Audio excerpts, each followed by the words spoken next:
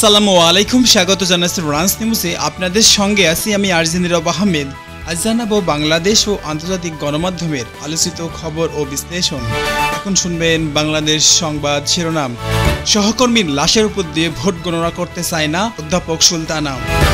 কার্যক্রম নিষিদ্ধ, আওয়ামী লীগ অঙ্গ সংগঠনের 6 নেতাকর্মী গ্রেপ্তার।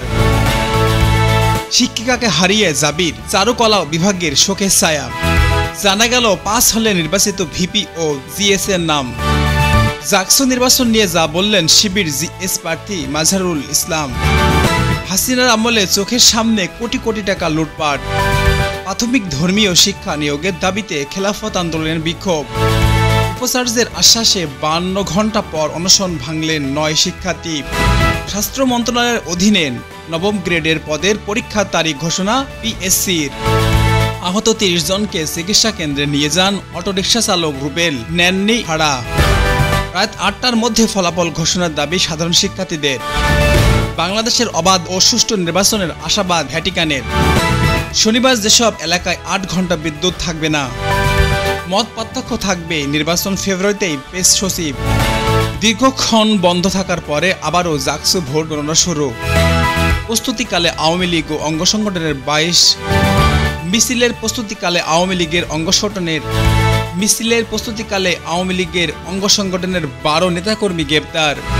বায়ু, শব্দ ও পলিথিন দূষণে 1540 মোবাইল কোর্ট অভিযানে 3797টি মামলা।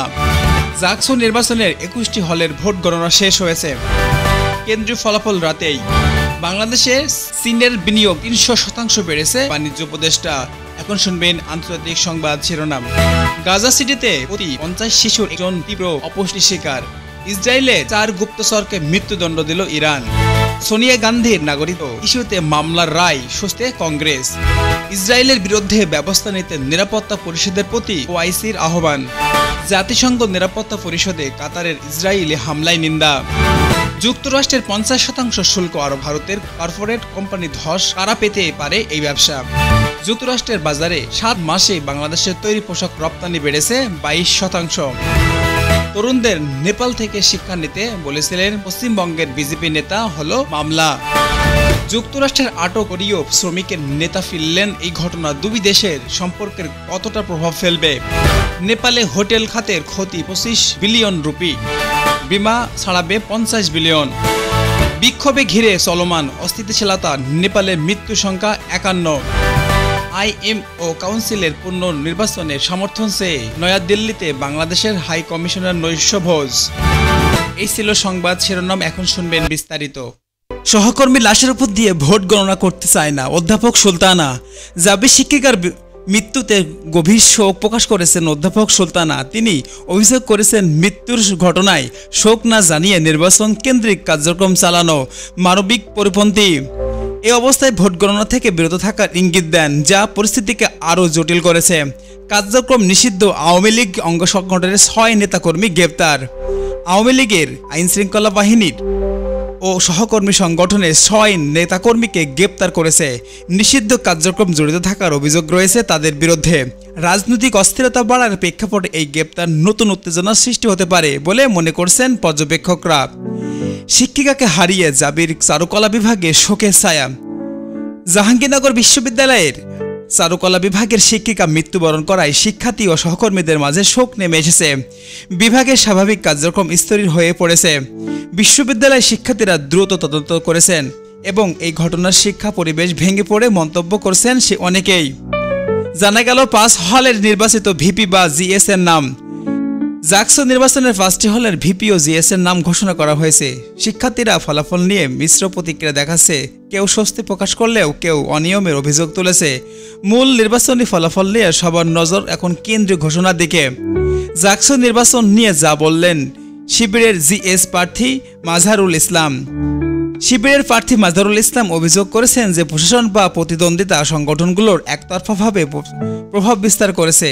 তিনি দাবি করেন, ভোট সুষ্ঠুও হয়নি। তার বক্তব্য স্পষ্ট হয়েছে যে জাকসু নির্বাচনকে ঘিরে রাজনৈতিক দলগুলোর প্রতিযোগিতা দিন দিন উত্তপ্ত হচ্ছে। হাসিনার আমলে চোখের সামনে কোটি কোটি টাকা লুটপাট হয়েছে। প্রাক্তন সরকারের আমলে দুর্নীতি ও লুটপাটের অভিযোগ পুনরায় আলোচনায় এসেছে। সমালোচকরা বলছেন, রাষ্ট্রীয় সম্পদ লুটের কারণে অর্থনীতি ক্ষতিগ্রস্ত হয়েছে এবং জনগণের আস্থা ভেঙে পড়েছে।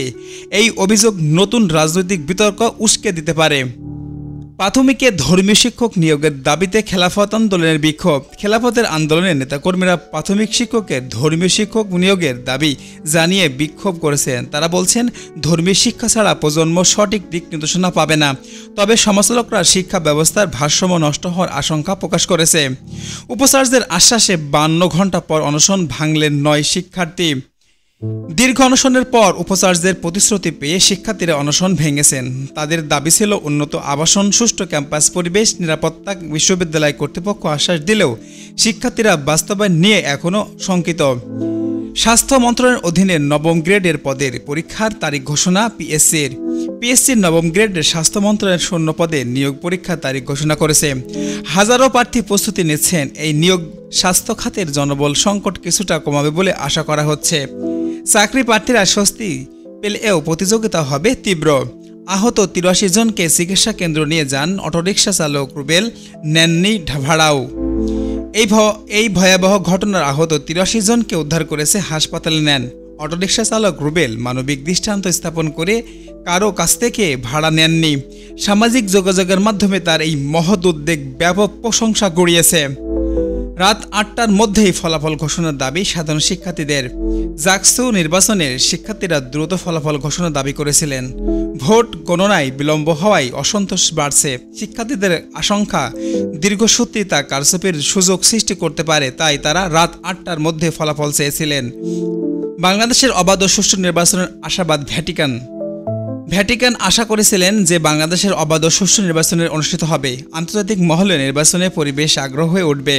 এই বক্তব্য বাংলাদেশের গণতান্ত্রিক প্রক্রিয়ার বাইরের সমর্থন বা চাপ উভয়ই বাড়বে বলে মনে করা হচ্ছে। শনিবার যেসব এলাকায় 8 ঘণ্টা বিদ্যুৎ থাকবে না, বিদ্যুৎ উন্নয়ন বোর্ড জানিয়েছে, রক্ষণাবেক্ষণ কাজের জন্য শনিবার কিছু এলাকায় টানা 8 ঘণ্টা বিদ্যুৎ থাকবে না। ভোগান্তিতে পড়বে সাধারণ মানুষ ও ব্যবসায়ী মহল। জনজীবনে নেতিবাচক প্রভাব ফেললেও কর্তৃপক্ষের কাছে এই দীর্ঘমেয়াদের স্থিতিশীলতা আনবে। মতপার্থক্য থাকবে নির্বাচন ফেব্রুয়ারিতেই। প্রেস সচিব জানিয়েছে, রাজনৈতিক মতপার্থক্য থাকলেও নির্ধারিত সময়ে ফেব্রুয়ারিতে নির্বাচন অনুষ্ঠিত হবে। এই সরকারের কঠোর অবস্থানের ইঙ্গিত দেয়। বিরোধীরা আপত্তি থাকলেও এই ঘোষণা নির্বাচনের উত্তাপ আরও বাড়বে। দীর্ঘক্ষণ বন্ধ থাকার পর আবারও জাকসুর ভোট গণনা শুরু। প্রযুক্তিগত জটিলতা সংঘাতের কারণে কিছু সময় বন্ধ থাকার পরে জাকসুর ভোট গণনা পুনরায় শুরু হয়েছে। শিক্ষার্থীরা উদ্বেগে রয়েছে, ফলাফল সঠিকভাবে গণনা হচ্ছে কিনা তা নিয়ে বিলম্বে উত্তেজনা আরও বাড়াচ্ছে। মিছিলের প্রস্তুতিকালে আওয়ামী লীগ ও অঙ্গ সংগঠনের 12 নেতাকর্মী গ্রেপ্তার। মিছিলের প্রস্তুতির সময় আওয়ামী লীগ ও অঙ্গ সংগঠনের 22 নেতাকর্মীকে গ্রেপ্তার করেছে পুলিশ। রাজনৈতিক পরিস্থিতি অস্থিরতা হয়ে উঠেছে। বিরোধীরা অভিযোগ করেছে, এই রাজনৈতিক দমননীতি বা পরিস্থিতি আরও উত্তপ্ত হওয়ার আশঙ্কা দেখা দিয়েছে।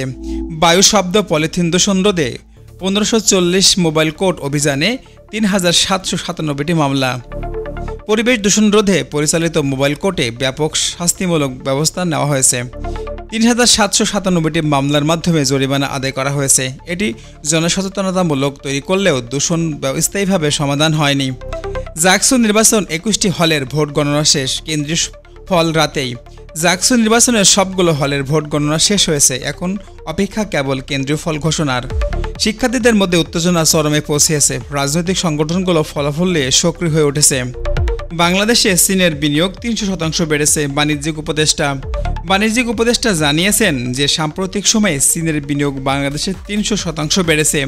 এটি অর্থনীতির ইতিবাচক প্রভাব ফেললেও কৌশলগতভাবে চীনের প্রভাব বৃদ্ধির সংখ্যা রয়েছে। স্থানীয় ব্যবসায়ীরা প্রতিযোগিতায় টিকে থাকার চ্যালেঞ্জের মুখে পড়তে পারেন।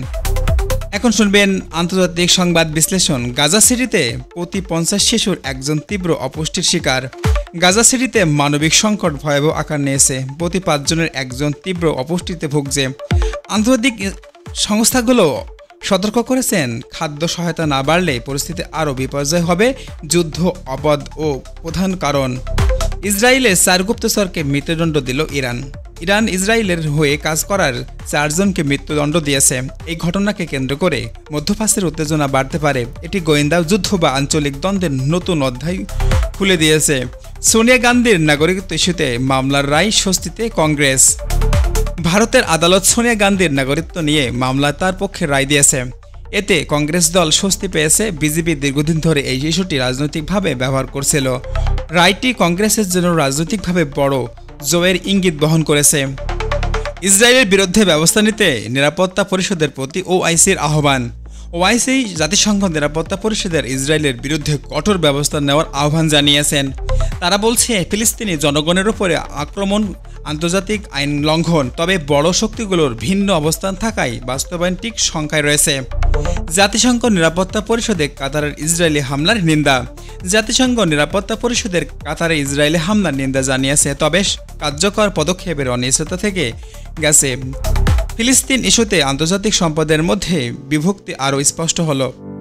যুক্তরাষ্ট্রের 50% শুল্ক আরোপের ভারতের কর্পোরেট রপ্তানিতে ধস পেতে পারে এই বছরেই। যুক্তরাষ্ট্রের 50% শুল্ক আরোপের ফলে ভারতের কর্পোরেট রপ্তানি ধস পড়েছে। এতে অন্যান্য দেশগুলো সুযোগ পেতে পারে। বিশেষ করে বাংলাদেশ, পাকিস্তান, তুরস্ক এই বাজারে নিজেদের অবস্থান শক্ত করার সুযোগ পাবে। যুক্তরাষ্ট্রের বাজারে 7 মাসে বাংলাদেশের তৈরি পোশাক রপ্তানি বেড়েছে 22%। বাংলাদেশের তৈরি পোশাকের রপ্তানি যুক্তরাষ্ট্রের 7 মাসে 22% বেড়েছে। এটির রপ্তানি খাতের জন্য ইতিবাচক হলেও রাজনৈতিক বৈশ্বিক বাজারের অস্থিরতার কারণ ভবিষ্যৎ সংখ্যায় রয়েছে। প্রতিযোগিতায় টিকে থাকতে মান ও দক্ষতা বাড়ানো জরুরি হয়ে দাঁড়িয়েছে। তরুণদের নেপাল থেকে শিক্ষা নিতে বলেছিলেন পশ্চিমবঙ্গের বিজেপির নেতা, হলো মামলা। পশ্চিমবঙ্গের এই বিজেপি নেতা তরুণের বিরুদ্ধে নেপালের উদাহরণ থেকে শিক্ষা নিতে বলায় মামলা হয়েছে। মন্তব্যটি রাজনৈতিক বিতর্কিত বিবেচিত হয়েছে। ভারতের রাজনীতিতে এই ধরনের বক্তব্য সামাজিক অস্থিরতা তৈরি করেছে। যুক্তরাষ্ট্রের আটক কোরীয় শ্রমিকের দেশে ফিরলেন এক ঘটনায় দুই দেশের সম্পর্ক কতটা প্রভাব ফেলবে? যুক্তরাষ্ট্রে আটক কোরীয় শ্রমিকদের দেশে ফেরাতে পাঠানো হয়েছে। এই ঘটনা যুক্তরাষ্ট্র এবং কোরীয় কূটনৈতিক সম্পর্কের প্রভাব ফেলতে পারে। মানবাধিকার ইস্যুতেও প্রতিফলন দেখা দিতে পারে। নেপালে হোটেলের খাতে ক্ষতি 25 বিলিয়ন রুপি, বিমা দাবি ছাড়ালো 50 বিলিয়ন। নেপালের পর্যটক বা হোটেল খাতে মারাত্মক ক্ষতির মুখে। প্রাকৃতিক দুর্যোগ ও রাজনৈতিক অস্থিতিশীলতার কারণে ক্ষতির সংখ্যা দাঁড়িয়েছে 50 বিলিয়ন রুপি। বিমা দাবি ছাড়িয়ে যেতে পারে 50 বিলিয়ন। এতে অর্থনৈতিক বড় ধাক্কা দেবে। বিক্ষোভকে ঘিরে চলমান অস্থিতিশীলতায় নেপালের মৃত্যুর সংখ্যা বেড়ে 51। নেপালের চলমান বিক্ষোভের মৃত্যুর সংখ্যা বেড়ে 51 জনে দাঁড়িয়েছে। রাজনৈতিক বা সামাজিক অস্থিরতা চরমে পৌঁছে আছে। সরকার কঠোর অবস্থানে নিলেও পরিস্থিতি নিয়ন্ত্রণে আসছে না। আইএমও কাউন্সিলের পুনর্নির্বাচনের সমর্থন চেয়ে নয়াদিল্লিতে বাংলাদেশ হাইকমিশনের নৈশভোজ। বাংলাদেশ নয়াদিল্লিতে আয়োজিত এক নৈশভোজের আইএমএফের কাউন্সিলের পুনর্নির্বাচনের জন্য সমর্থন দিয়েছে। এটি কূটনৈতিক বা তৎপরতার অংশ। সামুদ্রিক বাণিজ্য বাংলাদেশে আরও সক্রিয় ভূমিকা রাখতে চায়। রাঞ্চ নিউজের দেশ বিদেশের প্রতিটি সংবাদ সত্যের সঙ্গে সবার জন্য মুক্ত কণ্ঠে। আজকের সংবাদের এখানে শেষ করছি।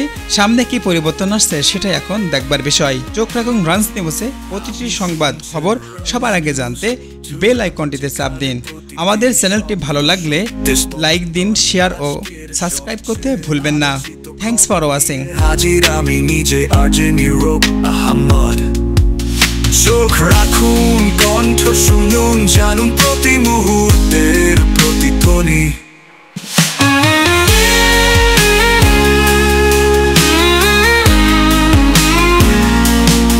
চোখ রাখুন, কণ্ঠ শুনুন, জানুন প্রতি মুহূর্তের প্রতিধ্বনি।